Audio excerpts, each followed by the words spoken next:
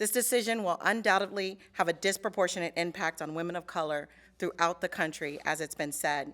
We have states that are actively limiting access to affordable health care, restricting access to effective birth control, and providing inadequate sex education in schools. When it comes to the effect on minorities, the numbers are not ambiguous. I am an ordained pastor, and like many women of color, my faith is very deeply rooted in my identity. As a teenager, I had a firsthand experience with choice. During my first pregnancy, I went into Planned Parenthood and learned that I was pregnant. Planned Parenthood afforded me the opportunity to discuss the different choices that were available to me.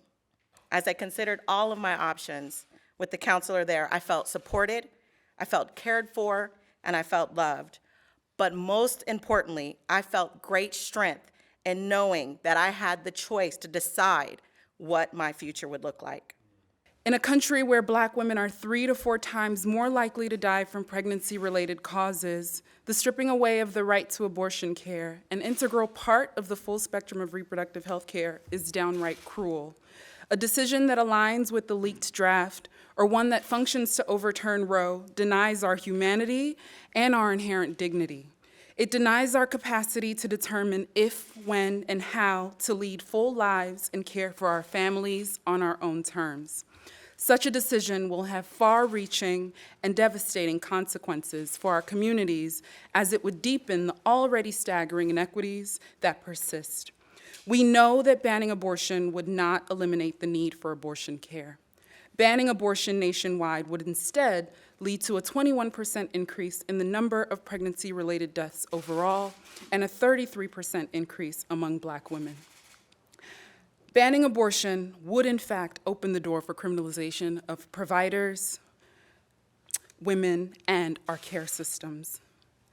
For Black women and gender-expansive people whose bodies are disproportionately surveilled and over-policed, such a ruling would allow for criminalization of our pregnancy outcomes, including for those who seek abortion care and those who experience pregnancy loss. I stand before you today, just, I think, like everyone behind me, really sad, really angry, and really tired.